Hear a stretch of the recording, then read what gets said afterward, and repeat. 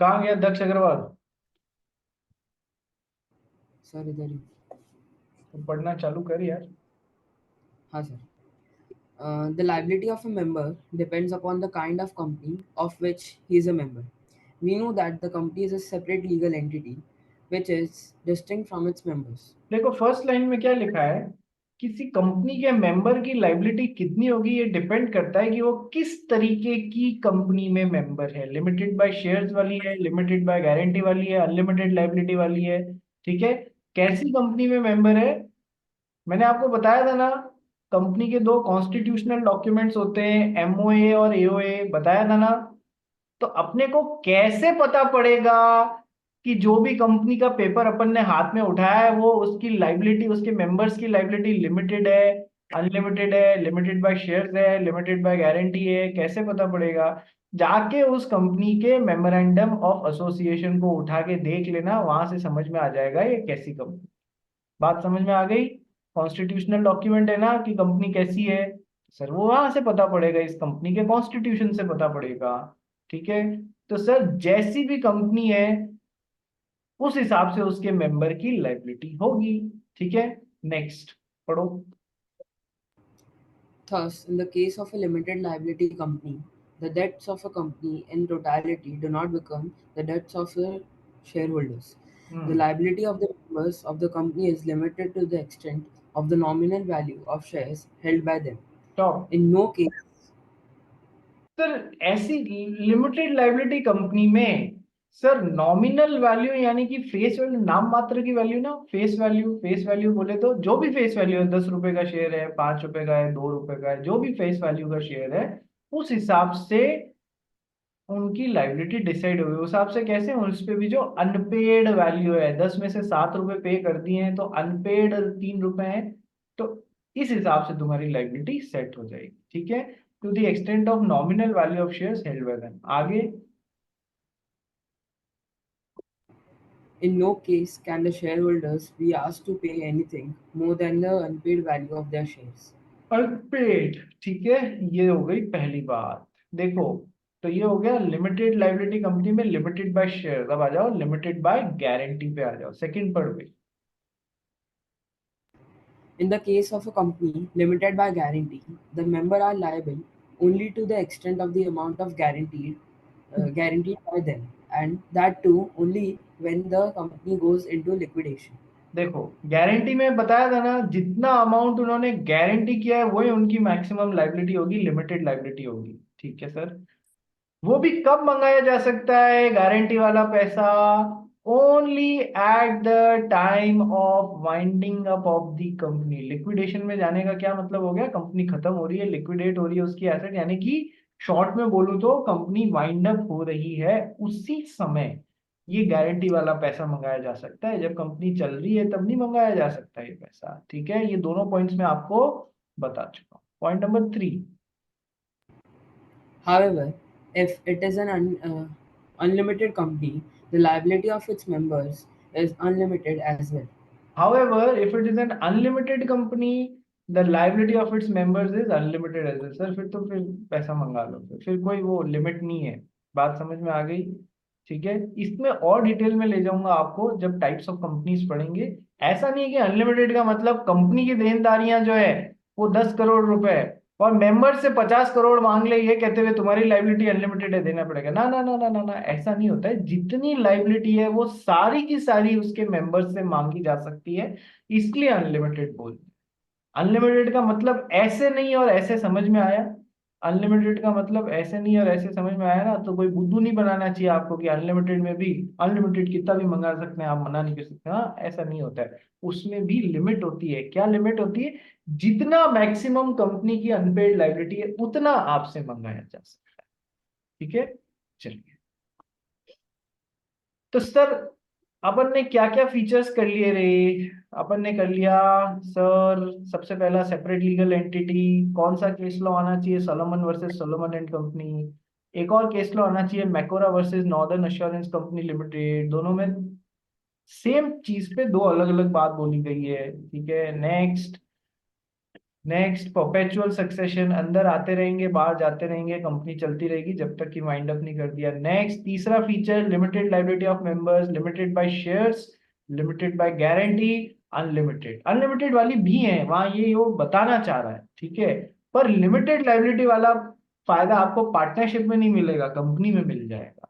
Next feature, artificial legal person. Sir ये भी कानून की नजरों में कंपनी एक सेपरेट पर्सन है, जैसे जिया सेपरेट पर्सन है, खुशबू सेपरेट पर्सन है, दक्ष सेपरेट पर्सन है, मोदी सर सेपरेट पर्सन है, वैसे ही कंपनी भी एक सेपरेट पर्सन है, जिसे हमें बायोलॉजिकली पैदा किया गया है, कंपनी को आर्टिफिशियली इनकॉर्पोरेट किया गया है। शब्द याद रखो, एग्जाम में नंबर कब मिलेंगे? जब आप, एग्जामिनर क्या देखना चाहता है तुम्हारी कॉपी में, क्वेश्चन से संबंधित कीवर्ड्स देखना चाहता है। एक बच्चा अपनी कॉपी में लिख रहा है जब हम कंपनी बनाएंगे, दूसरा बच्चा लिख रहा है जब कंपनी इनकॉर्पोरेट हो रही है। नंबर किसको मिलेंगे? इसको मिलेंगे, क्योंकि ये क्या है, कीवर्ड है जो एग्जामिनर आपकी कॉपी में आपसे एक्सपेक्ट कर रहा है। तो अब जैसे जैसे लॉ पढ़ते जा रहे हो ना, कीवर्ड्स पे एक ऐसा बॉक्स या अंडरलाइन बनाना चालू कर दो, ठीक है? बात समझ में आ गई? और अपने जो नोट्स बना रहे हो ना, उसमें तुम्हारे कीवर्ड्स मेंशन होने चाहिए। और क्या कीवर्ड है? सर्टिफिकेट ऑफ इनकॉर्पोरेशन बताया था ना, कंपनी को मिलता है कि हाँ भाई इनकॉर्पोरेट हो गए, उस पे जो भी तारीख पड़ी है उस तारीख से इस बच्चे का, इस पर्सन का जन्म हुआ हुआ मान लिया जाता है। उसको याद रखने का मैंने आपको क्या तरीका बताया था कि सर, बच्चा जब बायोलॉजिकली जन्मता है तो बर्थ सर्टिफिकेट मिलता है, कंपनी जब जन्मती है तो उसको सर्टिफिकेट ऑफ इनकॉर्पोरेशन मिलता है, ठीक है? चलिए, इजी है रे, दिक्कत वाली बात नहीं, यदि समझ के याद करोगे तो। यदि केवल घोटने की कोशिश करोगे बिना समझे, तो फिर क्या होगा, फिर कहीं ना कहीं तुमसे चूक होगी, और वो चूक कहीं ना कहीं तुम्हारे रिजल्ट्स में दिखेगी, ठीक है? इसलिए जैसे जैसे मैं फ्लो कर रहा हूँ, तुमको बहना सिखा रहा हूँ, वैसे बहते जाओगे तो बहुत आसानी से एग्जाम पास कर लोगे। अदरवाइज नहीं किया, कई बच्चे नहीं करते हैं, काफी बच्चे नहीं करते हैं, उनको लास्ट मोमेंट पे प्रॉब्लम होती है, ठीक है? आर्टिफिशियल लीगल पर्सन पढ़ना चालू कर भाई। A company is an artificial person as it is created by a process other than natural birth. It is legal or judicial as it is created by law. It hmm. is a person since it is clothed with all the rights of an individual. इस मैंने पहले भी बताया था, इस line पे question बना के दे देते हैं। It is a person clothed with all the rights of an individual. क्या बताया था मैंने इस लाइन पे आपको? सर नेचुरल पर्सन को जो सारे राइट्स हैं वही आर्टिफिशियल पर्सन को भी मिल जाते हैं। बैंक अकाउंट ओपन कर सकता है नेचुरल पर्सन, सर ये भी। सर ये अपने नाम से एसेट्स खरीद सकता है, सर ये भी। सर ये अपने नाम से लाइबिलिटीज इनकर कर सकती है, सर कंपनी भी तो लोन ले सकती है, डेट ले सकती है। सर इसको जो जो राइट्स हैं इसको भी वो राइट्स हैं, सिवाय ऐसे राइट्स के जो प्योरली नेचुरल पर्सन्स को ही मिलते हैं, जैसे कि राइट मतलब कुछ काम प्योरली नेचुरल पर्सन ही कर सकते हैं, जैसे कि मैरिज। अब यार कंपनी की शादी कहाँ से कराएंगे? कई बार नेचुरल पर्सन को जेल में डाला जा सकता है, आप आर्टिफिशियल पर्सन कंपनी को थोड़ी ना जेल में डाल सकते हो, ठीक है? कि हवा से कंपनी उठाई और जेल में डाल दी, नहीं नहीं नहीं, ऐसा नहीं हो सकता है, ठीक है? चलिए, second point, artificial legal person. Further, the company being a separate legal entity can own property, have banking accounts, raise loans, incur liabilities, and enter into contracts. Hmm. Even members can contract with company, acquire rights against it, or incur liability to it. It can sue and be sued in its own name. Top, It can do everything. Company can sue and be sued in its own name. What is the meaning of sue? Case करना। Company अपने नाम से दूसरे पे case कर सकती है। जिया पे केस ठोकना है तो कंपनी करेगी X Y Z limited versus जिया। अपने नाम से केस ठोक रही है ना इस पे? हाँ सर। जिया भी इसके नाम से इस पे केस ठोक सकती है, ऐसा नहीं कि पीछे इसके जो मेंबर्स हैं उसके नाम से केस ठोकेगा, ना ना ना, इसके नाम से केस ठोको ना, कंपनी पर्सन है, पर्सन के ऊपर केस ठोका जा सकता है। तो sir it can sue and be sued in its own name, जैसे एक नॉर्मल पर्सन के ऊपर हो सकता है ना, वैसे इस पे भी किया जा सकता है, ठीक है? आगे बढ़,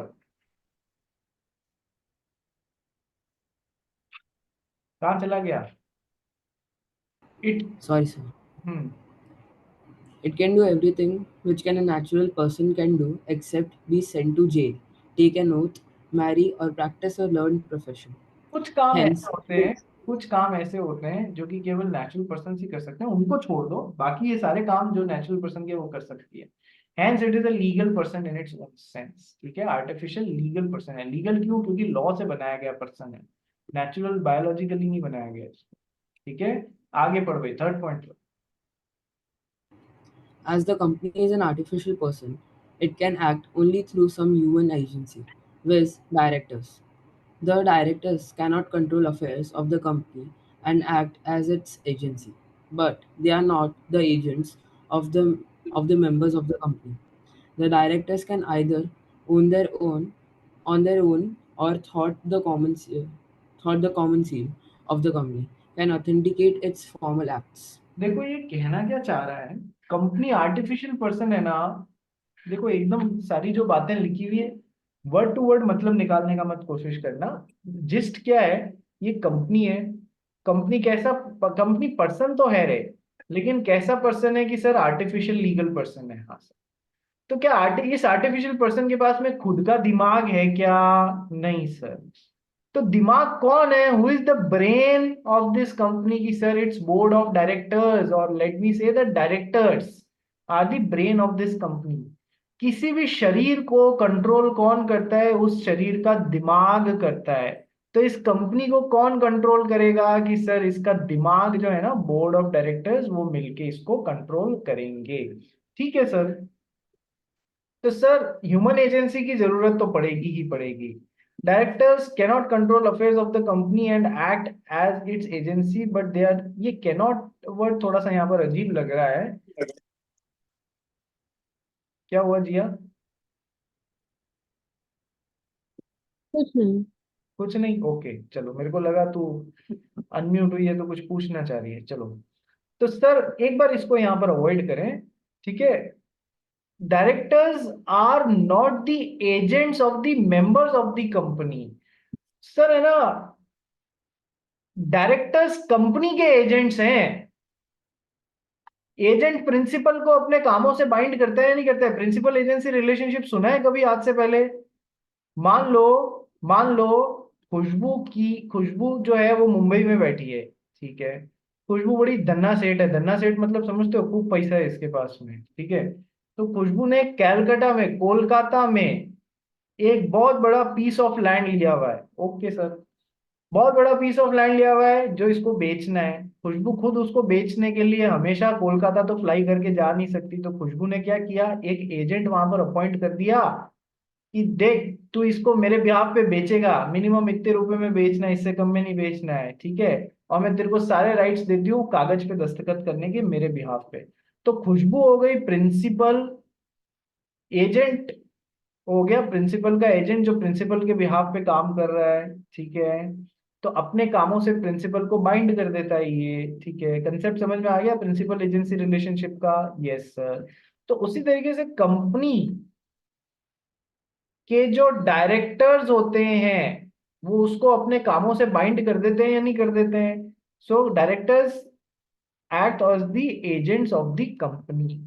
क्या ये पहली बात समझ में आई? Yes sir.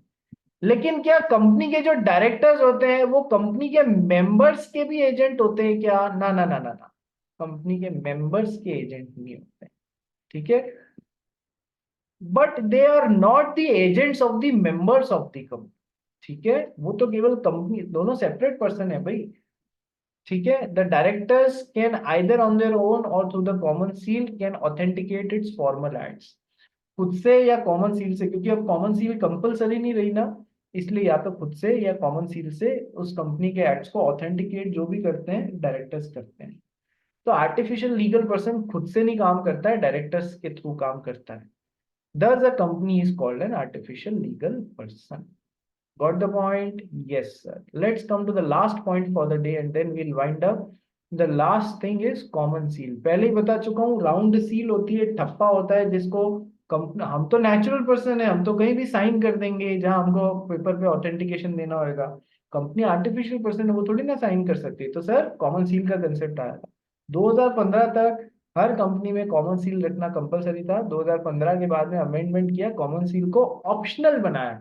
आप चाहे तो रखें, आप चाहे तो न रखें, लेकिन यदि रखा है अपनी कंपनी में, एमओए एओए में रखा है कि हाँ हमारी कंपनी में कॉमन सील का कंसेप्ट होगा, तो फिर उससे रिलेटेड बातें पूरी फॉलो करनी पड़ेंगी। रखा है तो सरदर्द पाला है तो अब उसको कंप्लाई भी करो। पढ़ना स्टार्ट कर भी। A company, being an artificial person, is not bestowed with the body of a natural being. Therefore, it works through the agency of human being. Common seal is the official signature of a company, which is affixed by the officers and employees of the companies on its every document. The common seal is a seal used by a corporation as a symbol of its incorporation. ठीक है, वो The com- affix करते हैं, officers और employees affix भी करते हैं, और फिर नीचे साइन भी तो करना पड़ता है कॉमन सील के अलावा। केवल सील लगाने से थोड़ी ना काम चल जाता है। ठीक है, अब आया कंपनीज को अमेंड करने वाला act, companies amendment act 2015। Amend कर दिया इस बात को, जैसा मैंने आपको बताया था। पढ़ गई। The Companies Amendment Act 2015 has made the common seal optional by omitting the words and a common seal from Section 9 so as to provide an alternative mode of authorization for companies who opt not to have a common seal. Rationale for this amendment is that the common seal is seen as a relic of medieval times. Even in the UK, common seal has been made optional since 2006. This amendment provides that the document which needs to be authenticated by a common seal will be required to be so done only if the company opts to have a common seal. देखो In case देखो देखो देखो, ये जो amendment आया ना 2015 में, तो ये क्या प्रोवाइड करता है, that the documents which needs to be authenticated by a common seal will be required to be so done only if the company opts to have a common seal। यदि आपने रखा है अपनी कंपनी में common seal, तो फिर अब आपको वो लगानी पड़ेगी जहां भी कंपनी अपने डॉक्यूमेंट्स को ऑथेंटिकेट करने की दरकार होती है वहां पर। नहीं रखा है तो नहीं लगानी पड़ेगी, रखा है तो लगानी पड़ेगी। अब ये जो आगे बोल्ड में आ रहा है ना, इस पे एग्जाम में क्वेश्चन आ गया बेटा, पढ़ इसको। In case a company does not have a common seal, the authorization shall be made by two directors or by a director and the company secretary, wherever the company has appointed a company secretary. Exam में एक case study based question आ गया इस इतनी सी line पे। Case बना दिया, एक hypothetical situation बना दी कि एक कंपनी में ये लोग थे, उस कंपनी में कॉमन सील नहीं लगाई, कॉमन सील नहीं लगाई, लेकिन उस कंपनी के दो डायरेक्टर्स ने साइन कर दिया और कॉमन सील का प्रोविजन भी नहीं था। ठीक है, या तो ऐसा कुछ परमुटेशन कॉम्बिनेशन बना दिया, या लिख दिया कि सर उस कंपनी में अभी तक कंपनी सेक्रेटरी नहीं है और उस कंपनी के दो डायरेक्टर्स ने साइन कर दिया। सर तो भी तो सही, रिक्वायरमेंट तो पूरी हो ही गई ना। जहां कंपनी सेक्रेटरी नहीं है वहां दो डायरेक्टर्स ही तो साइन करते हैं, अभी पढ़ा था। और जहां कंपनी सेक्रेटरी है वहां एक डायरेक्टर और एक कंपनी सेक्रेटरी साइन करता है। यही तो देखो, यही तो बोल रहा है। In in case a company does not have a common seal, देखो यदि कॉमन सील है, ठीक है, तब तो वो लग जाएगी। यदि कॉमन सील का कंसेप्ट नहीं रखा है कंपनी में, तो फिर किसी डॉक्यूमेंट को ऑथेंटिकेट करना हुआ तो कैसे होगा? सर या तो दो डायरेक्टर्स साइन करें उस पे, the authorization shall be made by two directors, और बाय और यदि उस कंपनी में कंपनी सेक्रेटरी है तो एक डायरेक्टर और एक कंपनी सेक्रेटरी उस पे साइन करेगा। जहां कंपनी सेक्रेटरी नहीं है तो दो directors, by director and company secretary where the company has appointed a company secretary, तब तो सेकंड सीन हो जाएगा। जहां कंपनी सेक्रेटरी नहीं है और कॉमन सील नहीं है वहां फर्स्ट सीन हो जाएगा। जहां कंपनी सेक्रेटरी है और कॉमन सील नहीं है वहां सेकंड सीन हो जाएगा। क्या वापस बताऊं या क्लियरिफाई हो गया? वापस बताऊं या क्लियरिफाई हो गया एवरीवन? ठीक है, एंसर फर्नांडिस, समझ में आ रहा है? सर कौन बोला? जिया व्यास बोल, जिया बोरा बोल बेटा। जी क्या हाँ, ऑफ मेडिवल टाइम्स मतलब क्या है? मिडिवल टाइम्स मतलब आदिकाल, बहुत पुराने जमाने के ये कंसेप्ट लगते हैं। अरेलिक। लाइक आजकल तू कार या बाइक पे चलती है, पुराने टाइम में किस पे चलती थी? बैलगाड़ी पे। तो क्या आज भी बैलगाड़ी पे चलेगी? नहीं। तो आज के टाइम में आज के टाइम के हिसाब से ही काम करना पड़ेगा या मेडिवल टाइम के हिसाब से काम करना पड़ेगा? आज के टाइम के हिसाब आज। से। तो कॉमन सील मेडिवल कंसेप्ट जैसा लग रहा है, पुराने जमाने का कंसेप्ट। ठीक है, हाँ। चलो। और किसी को कोई डाउट? नहीं ना? अरे नहीं हो गया। यस, इतने से बात पे क्वेश्चन आया हुआ है, इसलिए एक एक लाइन डिटेल में पढ़ना। दक्ष अग्रवाल बोल भाई। सर ये टॉपिक से नहीं है, मेरे को मेरा कॉन्ट्रैक्ट एक्ट में डाउट है।